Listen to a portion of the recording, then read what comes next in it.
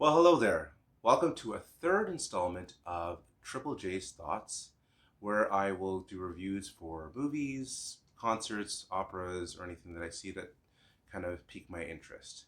And I've been getting suggestions from a lot of people in terms of what to see next or where to give a review for my next installment. And my last installment was about Parasite. And in that review, I had mentioned that it felt like a combination of a movie called Dirty Rotten Scoundrels, which was directed by Quentin Tarantino. So that made me remember that I had watched the movie about 6 years ago. So I thought, well, I'd revisit it. Plus, one of the people in my comments, had mentioned that they wanted me to review some sort of 80s movie. So I decided this is why I'm dressed like this. Dirty Rotten Scoundrels, one of the characters is a very suave, debonair kind of character who swindles people for money, especially women. And I'll get to that in a second. So that takes the movie premiered in 1988, and it stars Steve Martin and Michael Caine. So I'll start with the review. So as mentioned before, this movie stars Steve Martin and Michael Caine. So both of these characters are, again, very swindlers in two different facets. One is a debonair kind of suave scoundrel who takes advantage of using kind of these crazy schemes of pretending to be a prince or pretending to be a president or his country is in need of help. Kind of reminds me of these. What was it? The internet scam that the Nigerian prince, which a person like Michael Scott fought for. You know what, Toby? When the son of the deposed king of Nigeria emails you directly asking for help, you help. His father ran the freaking country, okay? Then we have Steve Martin, who's a little bit more laid back, kind of this rough kind of person when it comes to swindling women. He pretends he's this, Mr. Lonely Heart. He can't get anything. He's down on his luck or anything like that. And these very gullible women tend to fall for it all the time.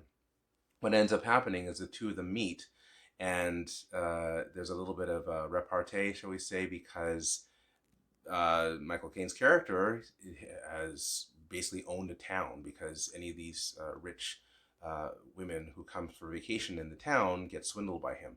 And so he feels he owns a town. He's extremely rich. He has a butler. Butler actually is played by Ian McDermott. If you do not know who he is, he's actually plays the Emperor in Star Wars. It was kind of fun to see him once in a while. So not a big role, but decent. And it's pretty funny because there's certain scenes where he comes in to talk to Michael Caine's character. And sometimes I feel like when a good swindle had happened or a good day at work, shall we say, happened, he would come in and walk down like, good.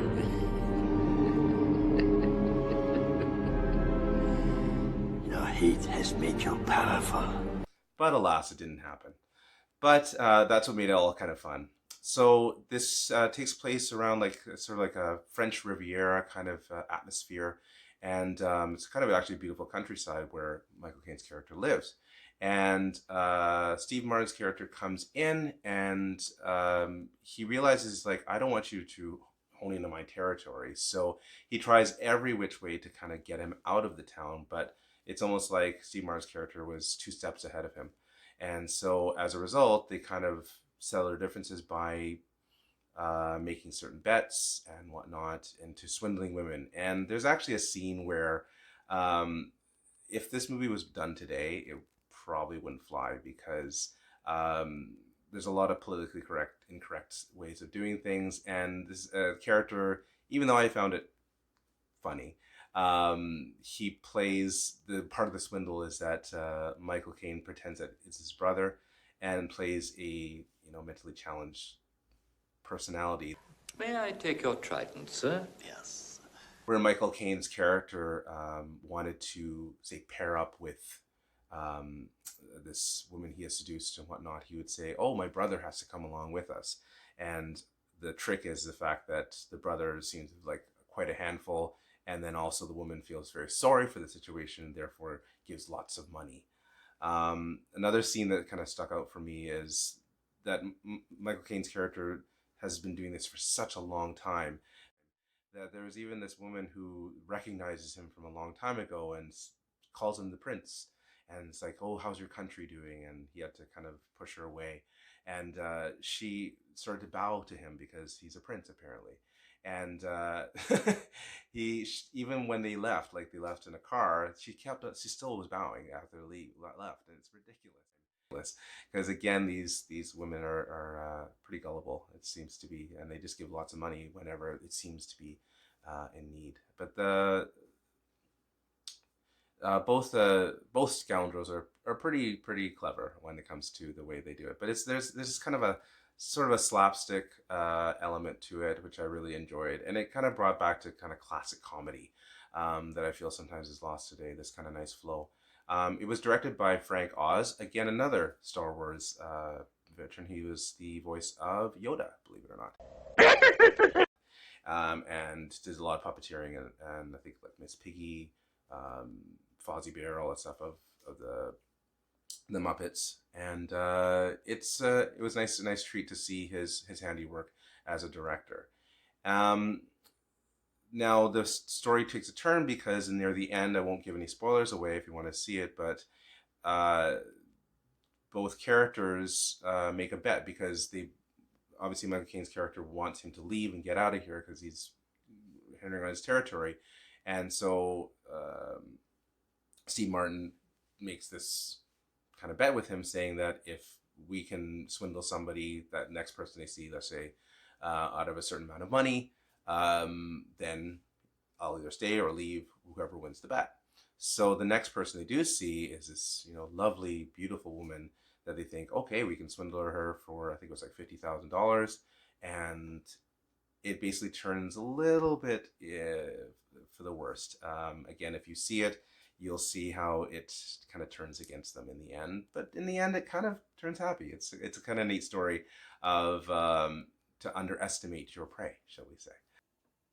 So the wonderful woman that Steve Martin and Michael Caine's characters tried to swindle is played by Gina Headley, and she played it actually quite well. Very the idea that she's again lonely and just needs help, and she's again plays that gullible person right away. And again, the game starts playing between Michael Caine and Steve Martin. And what happened is that Michael Caine was using his old tactics, and so Steve Martin decided to become a crippled like war veteran basically, and who lost the use of his legs for a ridiculous reason, and needs help from this Dr. Fanghausen, I think from Germany or something, some specialist. So as a result, Michael Caine's character intercepts that letter and pretends to be this famed doctor. And again, it just goes back and forth trying to hide their actual identity versus and letting something slip versus the idea of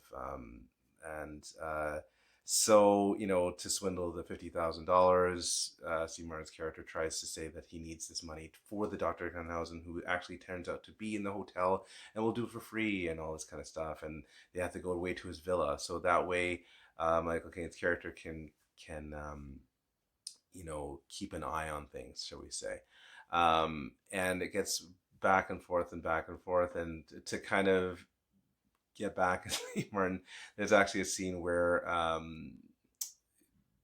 basically Dr. Frankhausen was wanted to make sure that his legs were working, which obviously they are. So he takes this kind of like riding crop whip and basically asks him, "Is this hurt?" And obviously it does, because he's hitting him really hard on legs that actually do function. So Steve Martin, in his best cringing moment, had to stifle his screams of not being hurt so that the groups would be let out with this person. So I thought that was also another pretty funny moment. Yeah, I highly recommend this movie for a good laugh, and Steve Martin's antics and Michael Caine's deadpan kind of humor, how he's kind of again annoyed by him, and you know, it's a lot of repartee, a lot of give and take. It's an extremely funny movie. And there's some things that even after 6 years of watching it, I didn't realize. It was like, wow, maybe you. It's nice that it's like that, you know, fine wine rises with age. You watch it again, you're like, wow, I didn't catch that the last time. So it was really nice to see again, and it was a fun night to actually watch on my way with my roommate. And that's my 2 cents on Dirty Rotten Scoundrels. Again, I would highly, highly, highly recommend it, and come out and see it. Again, if you like this little 2 cents about Dirty Rotten Scoundrels, please like, subscribe, and forward, share to my page. And I'm going to be doing another set of movies. My next one is I'm rewatching Arrival. I watched it about 4 years ago, I believe, 4 years ago. No, it came out 3 years ago, and loved it really well. And someone had brought it up to me when when I was talking about my page, and I thought, you know what, I should revisit it and then review that as well. I'm also going to try and see in the theaters wise Jojo Rabbit, another movie that's been getting high praises.